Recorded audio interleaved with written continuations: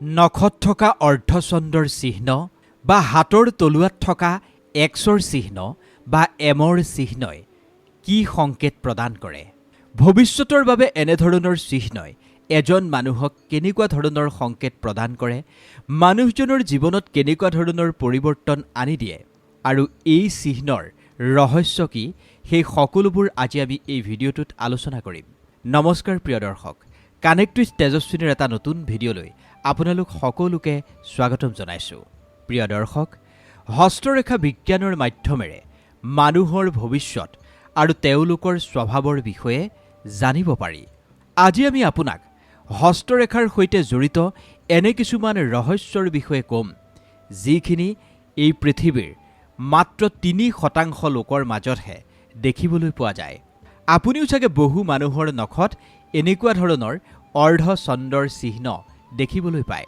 বিশ্বাস কৰা হয়, মানুহৰ শৰীৰত থকা কিছুমান বিশেষ চিহ্নই বা বিশেষ দাগে ব্যক্তিজনৰ বিভিন্ন ধৰণৰ শুভ বা অশুভ সংকেত প্ৰদান কৰে।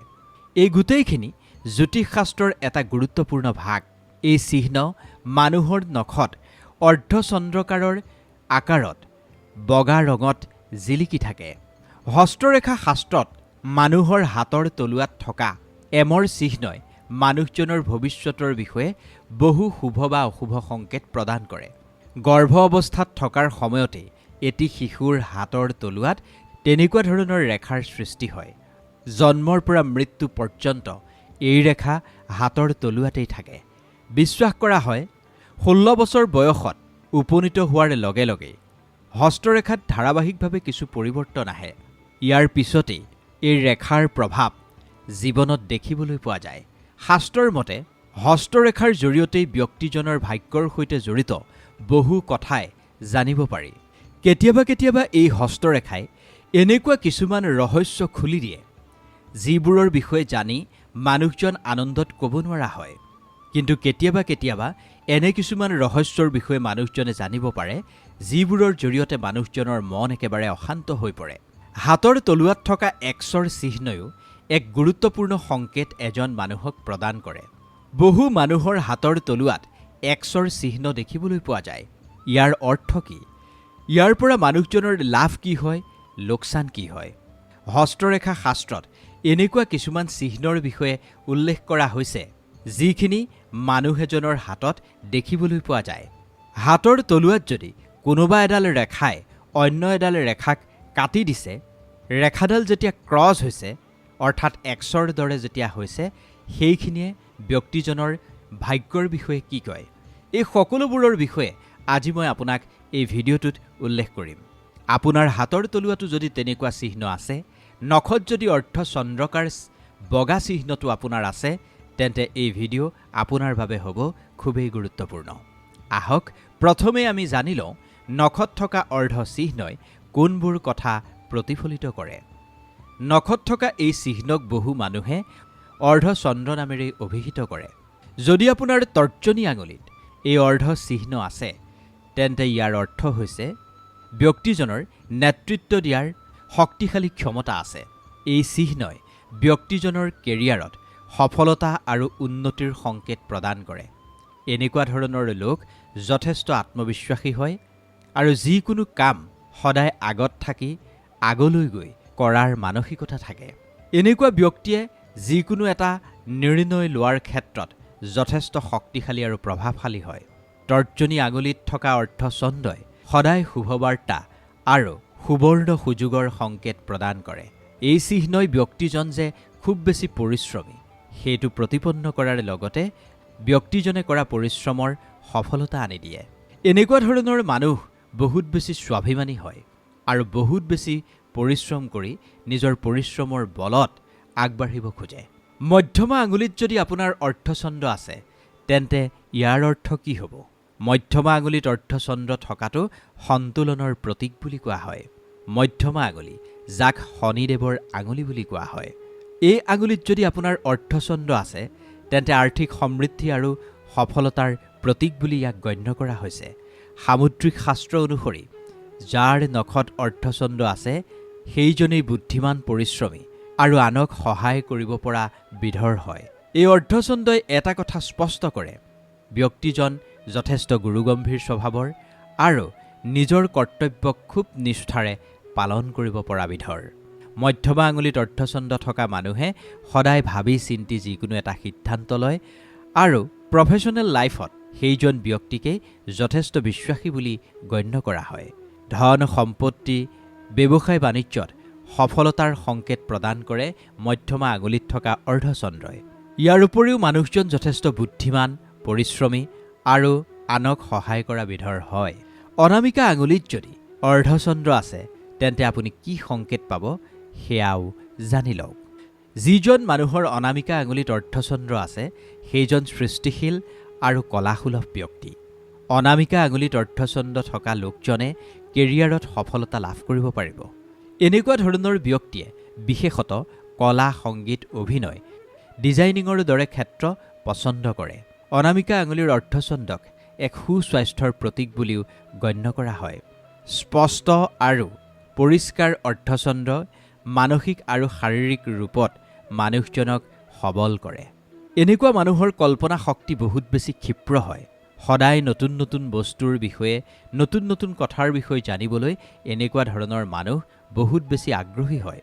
এনেকুৱা ব্যক্তি বহুত বেছি স্বাভিমানী, সৎ আৰু বেলেগক সহায় কৰিব পৰা বিধৰ হয়। কনিষ্ঠ আঙুলিত থকা অৰ্ধচন্দ্ৰই কি সংকেত প্ৰদান কৰে সেয়াও আপুনি জানি লওক। কনিষ্ঠ আঙুলি বুধ গ্ৰহৰ সৈতে সম্পৰ্ক আছে।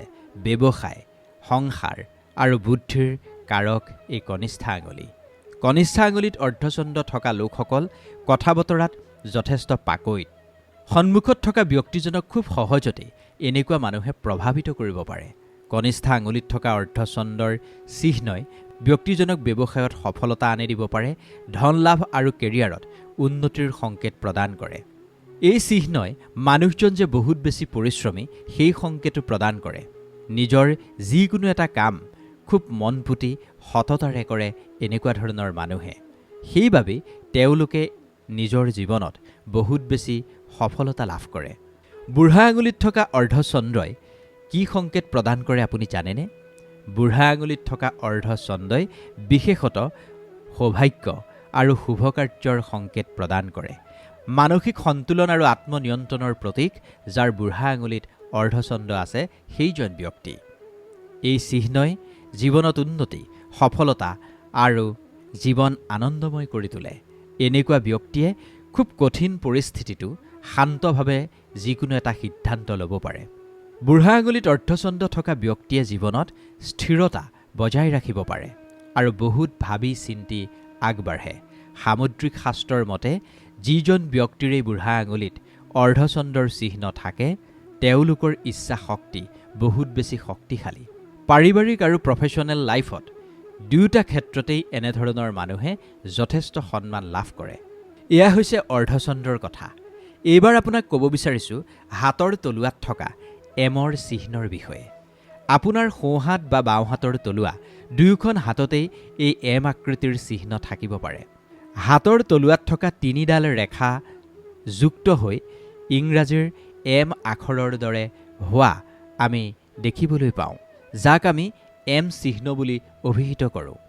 যিজন মনুষ্যৰে হাতৰ তলুৱাত এমৰ চিহ্ন আছে সেইজন ব্যক্তিৰে জীৱনত বহুত ধন টকা পইচাৰ যোগ আছে। কিন্তু হাতলৈ পইচা আহিলেও এওঁলোকে হাতত পইচা ৰাখিব নোৱাৰে।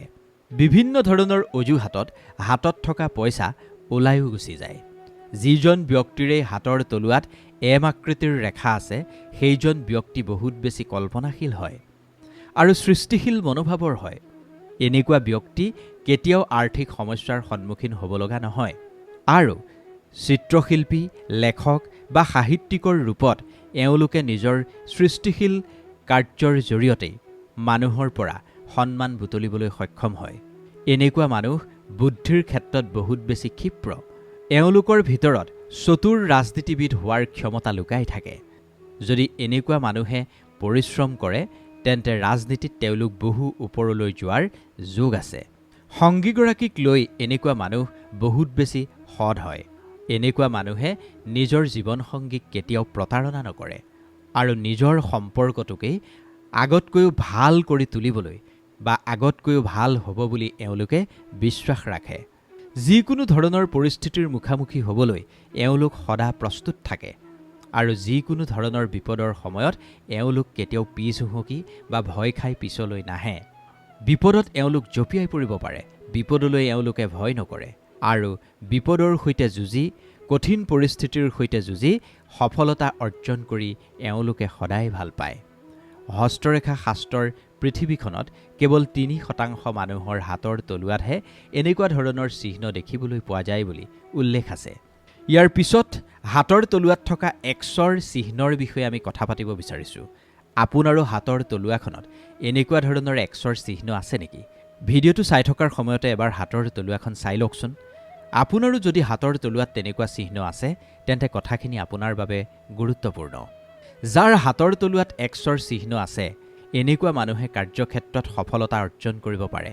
এওঁলোকৰ জীৱনত ইমানেই উন্নতি হয়, ইমানেই এওঁলোক জনপ্ৰিয় হয়, মৃত্যুৰ পিছতো পৃথিৱীৰ মানুহে এওঁলোকক মনত ৰাখে। হাতৰ তলুৱাত থকা Xৰ এই চিহ্নই বিশেষ ৰূপত এক সাংঘাতিক শক্তি আৰু সম্ভাৱনাৰ প্ৰতীক ৰূপে সংকেত প্ৰদান কৰে। যিজন ব্যক্তিৰে হাতৰ তলুৱাত এই চিহ্ন থাকে, সেইজন ব্যক্তি আনতকৈ কিছু বেলেগ হয়। হস্তৰেখা বিজ্ঞানৰ জৰিয়তে আমি এনে কিছুমান কথাও জানিব পাৰোঁ। হাতৰ তলুৱাত থকা Xৰ চিহ্নই এক শুভ সংকেত প্ৰদান কৰে, যিখিনি ভাগ্যশালী হোৱাৰ প্ৰতীক। যিজনৰ হাতৰ তলুৱাত Xৰ চিহ্ন আছে, সেইজন ব্যক্তিয়ে জীৱনলৈ আহিব লগা সমস্যাৰ পূৰ্বানুমান কৰিব পাৰে। অৰ্থাৎ হাতৰ তলুৱাত Xৰ চিহ্ন থকা লোকজনৰ ছিক্স চেন্স বহুত বেছি শক্তিশালী। গুৰু পৰ্বতৰ তলত Xৰ চিহ্ন থকাটোৱে ভৌতিক সুখ, মান সন্মান আৰু জীৱনসংগীৰ সৈতে প্ৰেমৰ প্ৰতীকক উপস্থাপন কৰে। শনি পৰ্বতত Xৰ চিহ্নই শনি পৰ্বতৰ তলত থকা Xৰ চিহ্নই দুৰ্ভাগ্যৰ সংকেত প্ৰদান কৰে। হস্তৰেখা শাস্ত্ৰই আমাক কি কৈছে? যিজন ব্যক্তিৰ হাতৰ তলুৱাত Xৰ চিহ্ন আছে, তেওঁলোক বহুত বেছি জ্ঞানী হয়। সেইজন ব্যক্তিয়ে জীৱনত এক ডাঙৰ পদবী লাভ কৰে। যিজন ব্যক্তিৰ হাতৰ তলুৱাত Xৰ চিহ্ন আছে, সেইজন ব্যক্তিয়ে বেলেগক খুব সোনকালে আকৰ্ষিত কৰিব পাৰে আৰু ভৱিষ্যতে তেওঁলোকৰ প্ৰেম বিবাহৰ যোগ থাকে। এনেকুৱা ধৰণৰ ব্যক্তিৰ বৈবাহিক জীৱন অতি সুখময় হয় আৰু জীৱনসংগীৰ সৈতে তেওঁলোকৰ সম্বন্ধ বহুত বেছি ভাল হয়। এই চিহ্নই প্ৰেমত স্থিৰতা, পৰিপক্কতা আৰু দীৰ্ঘকালীন সম্বন্ধৰ প্ৰতীক ৰূপে এক সংকেত প্ৰদান কৰে। বহু হস্তৰেখাবিদ বা জ্যোতিষীৰ মতে এই চিহ্নই প্ৰেম সম্বন্ধীয় কিছুমান সম্পৰ্কত বহুত বেছি বাধা বা প্ৰত্যাহ্বানো দাঙি ধৰে বুলি কোৱা হয়, যদি এই চিহ্ন ভুল স্থানত থাকে। দুয়োখন হাতৰ তলুৱা আপুনি যেতিয়া এক কৰি দিব, তেতিয়া আপোনাৰ হাতৰ তলুৱাখন অৰ্ধচন্দ্ৰকাৰ যেতিয়া হ'ব, এইখিনি শুভ নে অশুভ? হস্তৰেখা শাস্ত্ৰ অনুসৰি হাতৰ তলুৱাত থকা ৰেখা বা চিহ্নই ব্যক্তিজনৰ কেৰিয়াৰ, প্ৰেম, সন্তান, ব্যৱসায়, আয়ুস, স্বভাৱ এই সকলোবোৰৰ বিষয়ে এক সম্যক ধাৰণা দিয়ে। দুয়োখন হাতৰ তলুৱা যেতিয়া এক কৰা হয় আৰু সেই হাতৰ তলুৱাত যেতিয়া অৰ্ধচন্দ্ৰৰ নিচিনা চিহ্ন আপুনি দেখিবলৈ পায়, তেন্তে এইখিনিকো বহুত বেছি গুৰুত্বপূৰ্ণ বুলি গণ্য কৰা হৈছে। এইখিনিয়ে বিভিন্ন কথা দাঙি ধৰে। বিশ্বাস কৰা হয়, যিজন ব্যক্তিৰ দুয়োখন হাতৰ তলুৱা মিলালে আধা চন্দ্ৰৰ দৰে হয়, তেওঁলোকে সদায় বেলেগৰ পৰা নিজৰ অনুভৱখিনি লুকুৱাবলৈ চেষ্টা কৰে। অৰ্থাৎ নিজে দুখত থাকিলেও বেলেগক ক'ব নিবিচাৰে। তেওঁলোকে নিবিচাৰে তেওঁৰ দুখৰ বিষয়ে বা তেওঁৰ অৱস্থাটোৰ বিষয়ে বেলেগে গম পাওক। এনে মানুহে নিজৰ অনুভৱখিনি এই কাৰণে লুকুৱাই ৰাখিব বিচাৰে, কাৰণ সন্মুখৰজনে গম পালে কিজানি দুখেই পায়। গতিকে নিজৰ দুখ নিজেই সহাটোকেই এওঁলোকে উত্তম বুলি ভাবে। আন এক লোকবিশ্বাস অনুসৰি হাতৰ তলুৱাত আধা চন্দ্ৰৰ দৰে হোৱাখিনিয়ে সাহিত্যৰ প্ৰতি ৰুচিৰো সংকেত প্ৰদান কৰে।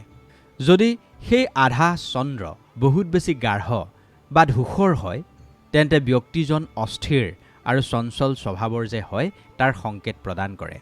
জীৱন ৰেখা, হৃদয় ৰেখা আৰু ভাগ্যৰেখা হাতৰ তলুৱাত থকা আধা চন্দ্ৰৰ স্থান বহুত বেছি গুৰুত্বপূৰ্ণ। যদি এই আধা চন্দ্ৰ জীৱন ৰেখা বা হৃদয় ৰেখাৰ ওচৰত থাকে, তেন্তে এইখিনিক শুভ বুলি গণ্য কৰা হয়।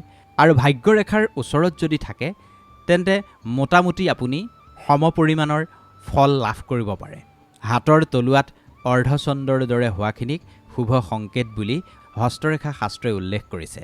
আকৰ্ষণীয় ব্যক্তিত্ব, সুখী বৈবাহিক জীৱন আৰু ভাল বন্ধু হোৱাৰ সংকেত এইখিনিয়ে প্ৰদান কৰে। বিশ্বাস কৰা হয় এনেকুৱা ধৰণৰ মানুহৰ স্মৰণ শক্তি খুবেই শক্তিশালী হয়। পুৰণা কথা বতৰাও খুব সহজতে এনেকুৱা ধৰণৰ মানুহে মনত ৰাখিব পাৰে। এই কথাখিনিৰ সৈতে আপুনি একমত হয় নে নহয় সেয়া আমাক কমেণ্ট কৰি জনাবলৈ নাপাহৰিব। ভিডিঅ'টো কেনে পালে জনাব। যদি ভাল লাগিল অনুগ্ৰহ কৰি লাইক কৰিব আৰু এই ভিডিঅ'টোৱে যদি 10 জনৰ উপকাৰ সাধন কৰিব বুলি আপুনি ভাবিছে তেন্তে যিমান পাৰে সিমান ভিডিঅ'টো শ্বেয়াৰ কৰি দিব আৰু আমাৰ চেনেলটো এবাৰ ছাবস্ক্ৰাইব কৰি ল'ব। ধন্যবাদ।